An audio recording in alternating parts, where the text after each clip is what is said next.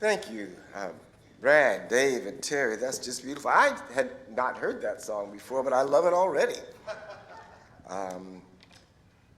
We are so blessed here at Pilgrim to have such talent and to have people willing to give of their talent.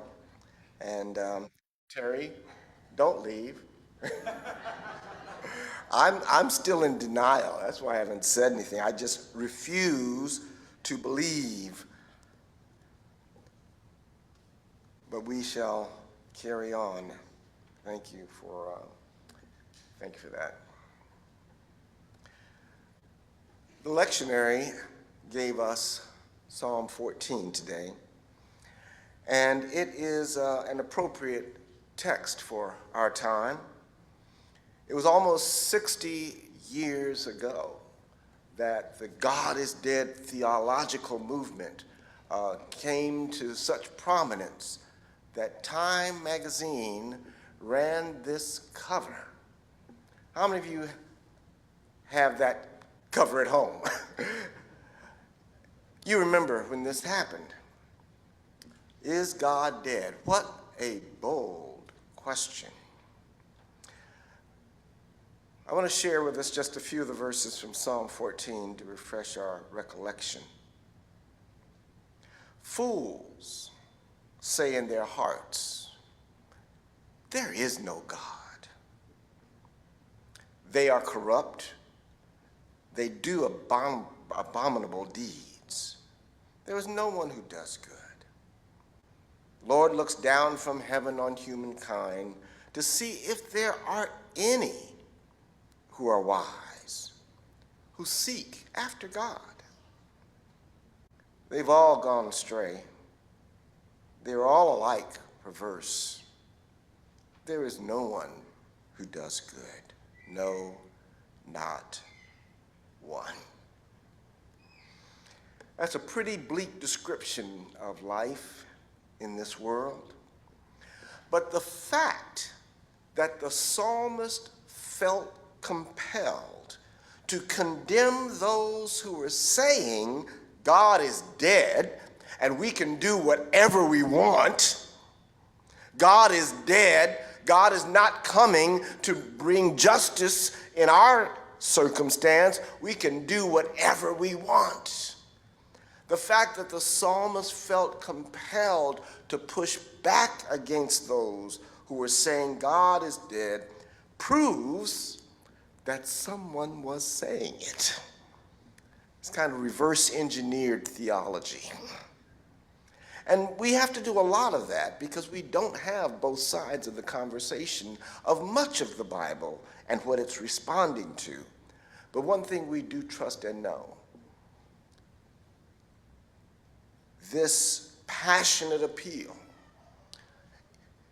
rises to push back against a threat to the world in which the psalmist lived. So the question, God is dead, is God dead, is not just a postmodern question. It was not first asked in 1966 or 65 when that cover ran. In our modern moment, Friedrich Nietzsche was the one who popularized. He was not the first to say it, but he was the first to popularize not the question. He came straight out and declared, God is dead. So if God is dead, who killed God? Nietzsche's answer was, we did. As someone has correctly pointed out, it is the idea of God that has died. No one pulled back the bow of their arrow and shot a spike up into the sky to kill the old man with the beard sitting up on a throne in the sky. It is only the idea of God that we've ever had. The letter of John, to which we'll return a little later, reminds us no one has ever seen God. So it is our idea of God that has collapsed. The idea of God as a 6-day creator who only got to work on this creation 6,000 years ago, that idea of God has died. I'll not forget, on the previous sabbatical, my first sabbatical here, we had the opportunity to go to St. Peter's Basilica in Rome. And what I recall the guide reminding us or telling us or sharing with us is that they built St. Peter's Basilica on the site of the Temple of Jupiter to show the primacy and the victory of Christianity over the old pagan Roman religion that worshiped Jupiter as the biggest planet, as the God of the universe. And I thought to myself, I wonder what temple is going to sit on top of St. Peter's Basilica someday. Religions die when they no longer serve the purpose, when they no longer serve a meaningful function for the people who participate in that religion. And so Nietzsche basically was saying the Enlightenment killed God. We have found scientific explanations for all of the mysteries that the ancients ascribed to the power of the divine. We now know more than God knows. If God is contained, and if God's wisdom is contained in this book we call the Bible, we know that the sun is not the center of the universe. We know that the earth, rather, is not the center of the universe and the sun revolving around us. And that cosmology was a suggestion that God created human beings as a center and focus and focal point, and the most important and highest creation of the divine was us. How arrogant. And then we discovered that that was not the truth. The world does not revolve around us. But we are a speck. We are specks of dust that have collected and gathered and are flying out into the universe to an undetermined end. To us who are in this modern moment, who have received this in our primary education, it seems rather matter of fact. But to the human beings of the 15th and 16th century, this was literally earth-shattering news. And if you don't believe me, then why did they condemn Galileo to death for telling the world that the sun does not revolve around us? We revolve around the sun. It turned the whole universe upside down. And just like the ancients who saw Jupiter and Mars as gods, when you mess with the universe, you mess with God. And so when the Enlightenment told us that everything was flipped upside down, then we lost the God who controlled the stars, who controlled the movement, because now we found it to be untrue. So there are ideas of God that we develop as human beings to help us make meaning out of the lives that we live. And it's simple to see looking back. When you read Genesis, it reads just like somebody standing and looking up and describing what they see from that human perspective. And so once that idea of God no longer worked for us, we moved on to new ideas of God. And there are redeeming ideas of God that can be meaningful in our postmodern times. This is National Recovery Month. And one of the things that has been the most powerful idea behind the 12-step movement is that they have allowed themselves to have an idea of God that works, that serves, that fulfills a purpose within that community. God is my higher power. Not that God is up in the sky, but for the 12-step movement, the idea of God as a higher power is one that an addict who recognizes their powerlessness, who can deliver them from the chaos and catastrophe of their disease to recovery and serenity. And it works.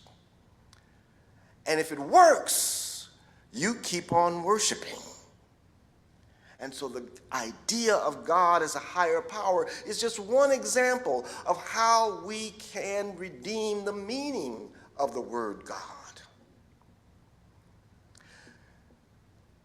But the crisis that Nietzsche identified by declaring that we have killed God, there was kind of a joke response to Nietzsche. Nietzsche wrote on the wall, let's say, a piece of graffiti, "God is dead, Nietzsche." Someone came up and wrote, "Nietzsche is dead, God." But the crisis that he identified was, if this God that we've been told has no longer a reasonable meaning in our lives, how do we form a moral idea? If we are not just being spoon-fed our morality by this divine God, be it the 10 Commandments, or be it all of the 565 or how many laws of Judaism there were, or whatever moral code that we claim to live by, if that moral code is not backed up by a real God, then what is our basis for making life moral and meaningful? He wrote in Thus Spoke Zarathustra, "For the game of creation, my siblings, a sacred yes is needed. The Spirit now wills his own will. Such a bold individual will not be able to point to dogma or popular opinion as to why they value what they do." Nietzsche recognized that we are all now our own God, that we must determine what is moral, what is right, and what is righteous, and that the task cannot be put off on someone else. The task is ours. The task is each of ours. And that is a big job. And what Nietzsche was saying was, not everyone's up to the task. And most people will default to the most base and corrupt morality of all, that power is the only value, that might makes right. It will be the rare person who can overcome this basic human instinct to coerce others and bend them to their will if you have that power. And it is a chain. It is the patronage system that is as old as humanity. I serve someone who's more powerful than me, then I turn and I crush the ones who are weaker than me. And it goes on and on and on. He said it will be the rare person who can overcome this basic carnal human instinct to value power and might and to lift up the human condition to value something more noble. It'll be the rare person that can overcome that instinct. That is what Nietzsche meant by the übermensch.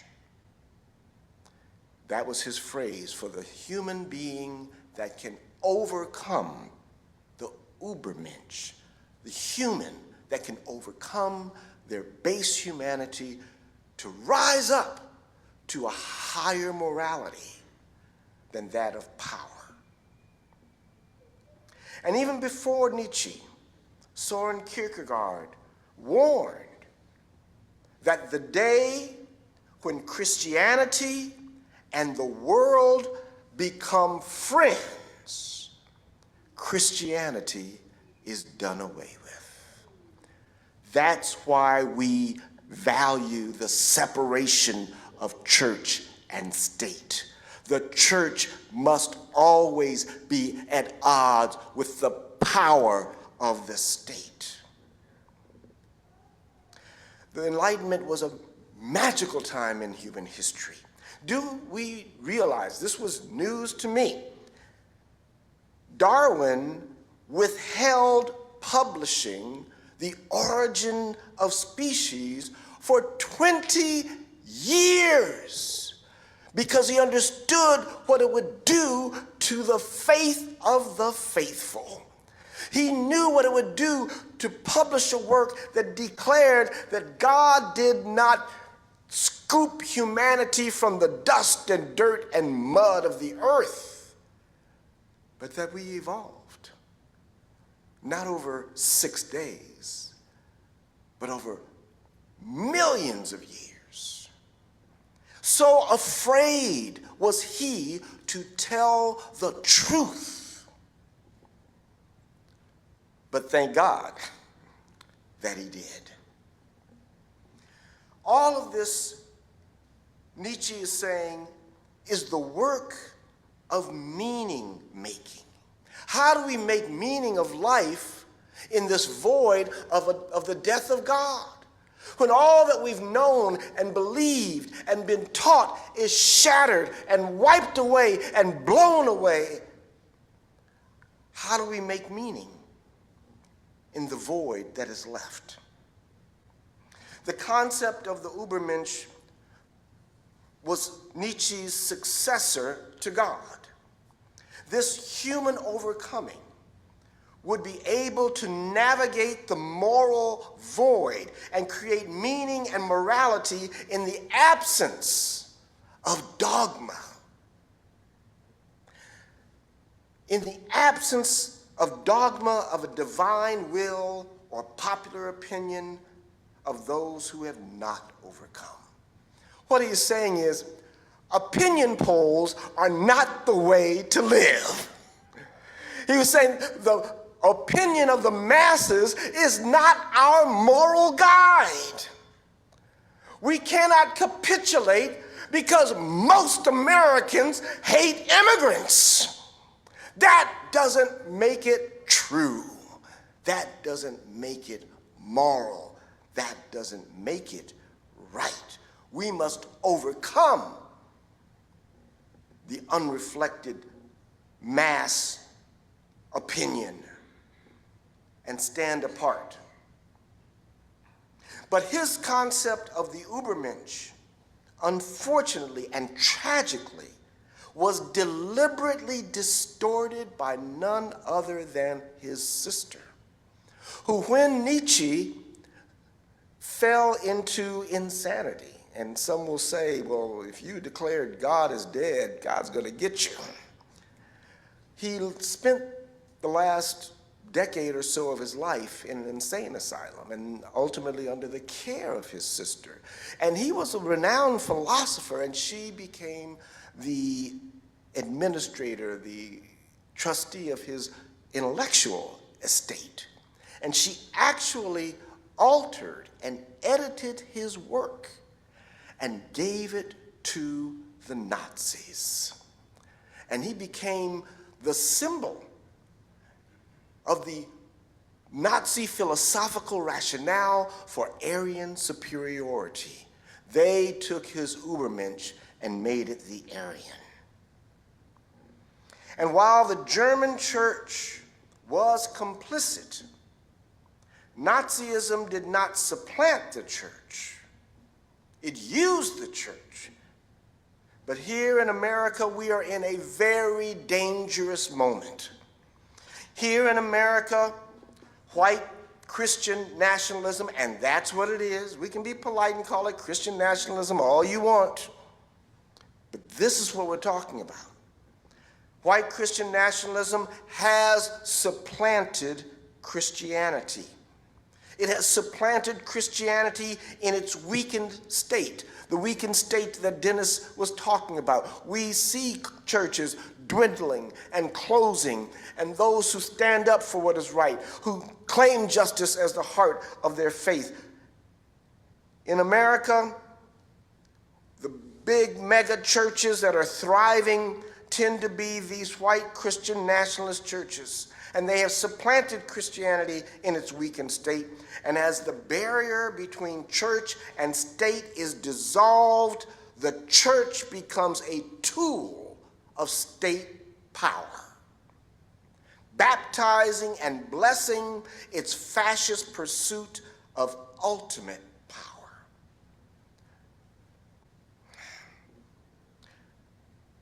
Charlie Kirk. And I'd be careful what I say, because we've now been urged to report on our neighbors, to turn them in if they express opinions that don't support the state. I didn't know much about Charlie Kirk, frankly. He wasn't on my radar until the tragedy befell him. And his murder is a tragedy. And so I said, well, who is this guy? And I started to look and to listen and to read. And they say he went around to college campuses debating people on these hot button issues of the day. And so I tried to watch as much of these campus events as I could, and I quickly realized that to call what he was doing a debate is just a lie. Charlie Kirk was an insult comic, and that's all his appearances amounted to. He would trick and trap his opponents, and he was clever, but he wasn't intellectual. He wasn't smart. He was clever, and he could trick people, and he could insult people, and, twist their words.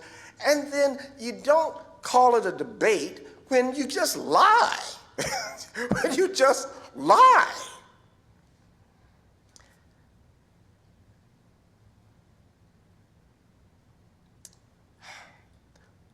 So when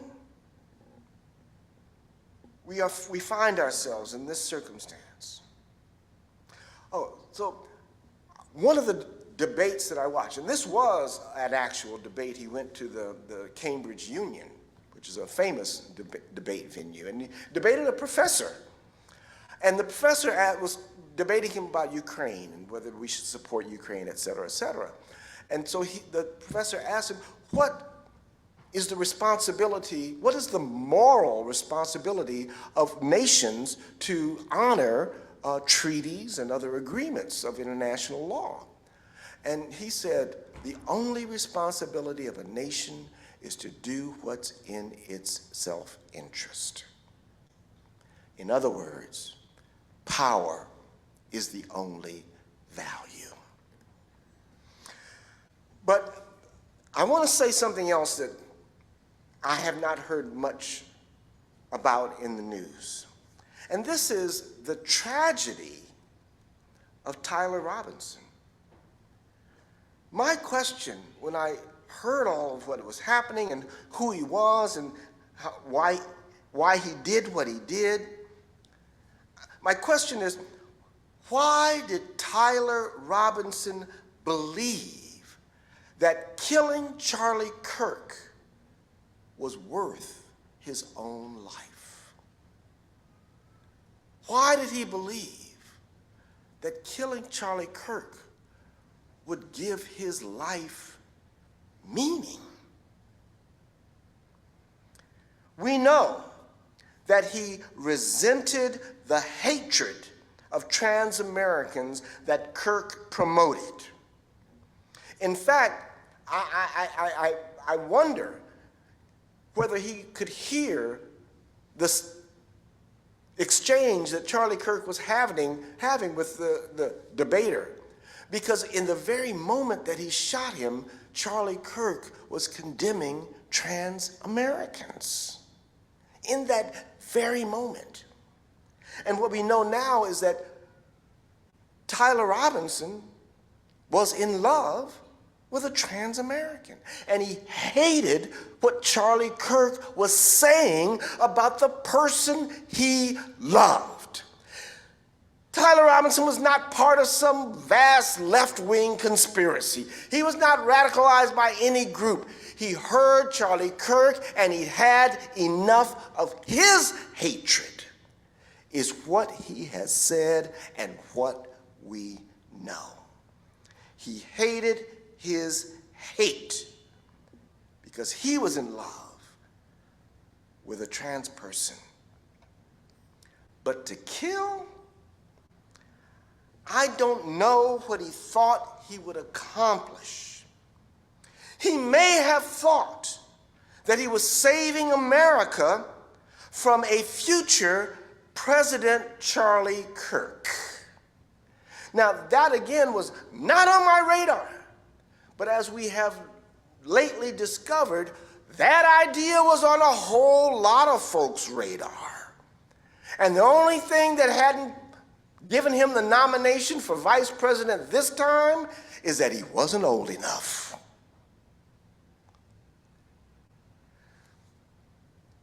But did he contemplate the cost of what he did? Did Tyler Robinson contemplate the cost? How did he come to the conclusion that murder was worth it? How did he come to the conclusion that murder was worth his own life? You know, we talk now about how we must end political violence in our nation. At the same time that every agency of government is determined to execute Tyler Robinson and give him the death penalty. How can we say both sentences in the same paragraph? We're against political violence. Let's kill Tyler Robinson. Is not the death penalty political violence? We admit that it does not prevent murder. We do it to send a message. We do it to communicate a political message. I'm tough on crime. I'm for the death penalty. It's nothing but political violence. And we cannot condemn the murder of Charlie Kirk and advocate for the execution of Tyler Robinson.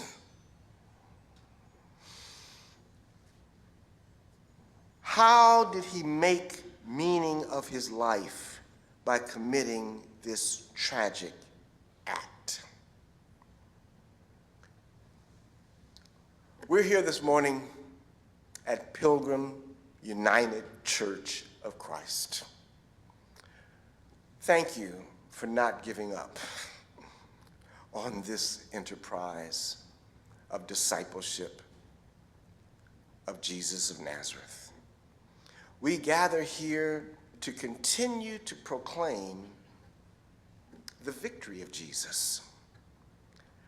This is what we try to do here, to make meaning, to find meaning in life. Many ministers complain that the death of God thinkers simply reduced Christianity to another kind of humanism with a Jesus-inspired morality. Well, you know what? I'm guilty. In order to reserve Jesus as the prototype for the übermensch, for that rare person who has risen above the human condition to see that another world is possible, a person who has overcome their base carnal instincts to declare a new way of life, a life that is not dependent on the patronage of the Roman Empire, but is an empire of nobodies, an empire that believes that everybody is equal, that everybody should share in the fruits of this world that God has gifted to us. That's the one that is the center of my morality. Jesus provides us with the foundation of a new morality. But in order to save Jesus from religion, we must not conflate Jesus with God. In order to reserve Jesus as the prototype for the übermensch, we must not conflate him with God, because God is dead. But the resurrection of Jesus provides us with the foundation of a new morality powered by love. His resurrection is in each of us. His death is real. And that's okay. That's okay with Jesus, and that's okay with me.